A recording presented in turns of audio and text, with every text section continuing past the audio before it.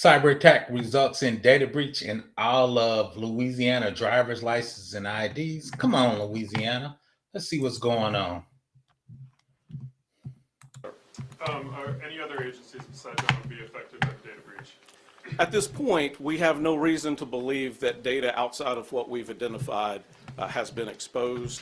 Certainly the scale of the data in the OMV data is so large as to involve most Louisianians, so that's the scope of what we're dealing with. Yes, sir. Can you say what type of measures are being put into place to protect citizens at other state agencies, at LDR, LDH? LDR obviously has people's bank account information. Is there additional stuff being done to make sure that those agencies aren't hacked? So we are looking at all of the potential systems that were involved with MOVEit.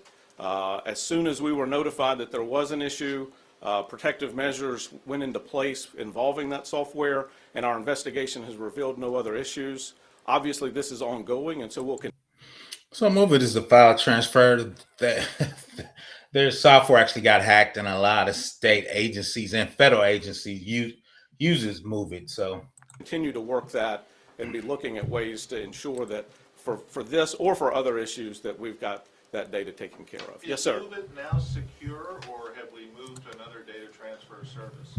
So I don't want to get into the day-to-day on that, but we have updated the software with all of the patches that the vendor has put out, and we are following and working with our federal partners, both CISA and FBI, on additional measures to take to ensure that that system is safe, and so we're tracking that very closely. Yes, ma'am. We know that people with state-issued IDs have been affected, but what about people who have previously had Louisiana driver's license or car registrations? Do we know if they're going to be affected by the breach? I can't answer that completely, but the scale of this would be that it would be wise to take protective action. Yes, sir. The governor said that he was briefed on this yesterday morning at 11 a.m., but we talked about that in incident response. Did you hear that? They called the governor, right? So when you do incident response at this level, this could actually affect the governor not being reelected, right? Because he's losing every citizen's driver's license under his watch. So pay attention. That's really important when they're talking about, they call the governor at 11 a.m., right? So that lets you know how serious it is. a source tells us that his office actually knew about this about a week ago. Can you tell us when anybody in his office was first notified that of these potential threats? So I don't want to get into the exact notification here. I think the important part is that we knew Wednesday night the scale of the data that was involved, and we met the next morning to walk through what that meant.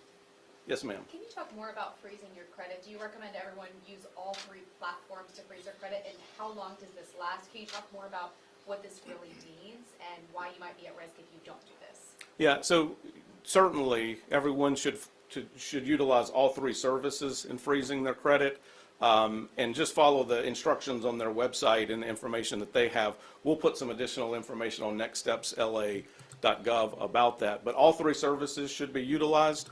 And the important thing there is that it doesn't keep someone from being able to utilize their own credit, but it ensures that should someone else try to access their credit, that they will be notified, and that's why it's important. It's a best practice at all times, but certainly in the scope of what we're dealing with here. Yes, ma'am. Can you estimate or just quantify exactly how many people have been compromised with the breach? So the exact number of data is, I believe, in the excess of 6 million records, but that is duplicative, right? Because some people have both vehicle registrations and driver's license, and so the simple answer there is that everyone that had one of those likely had their data breached. Yes, ma'am. I know you said you don't know if the data has been sold or used or shared, but has there been an uptick in a number of people suspecting that they've had identity theft? I'm not tracking anything related to that.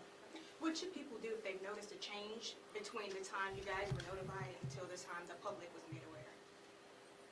So I think the best practices come into play. At that point, there is information on reporting both to the, so if they've seen activity on a particular card or if they've seen activity on a particular account, they should talk to that company about freezing that account and handle their charges with that company.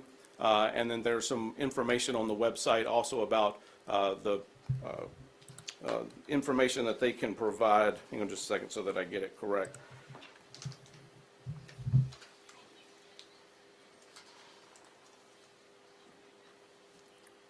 With the Federal Trade Commission on identitytheft.gov. So, and all of that will be put on our website as well. Yes, sir. Is this a worst case scenario for Louisiana? And if not, like, what are you guys doing to make sure that this doesn't happen again?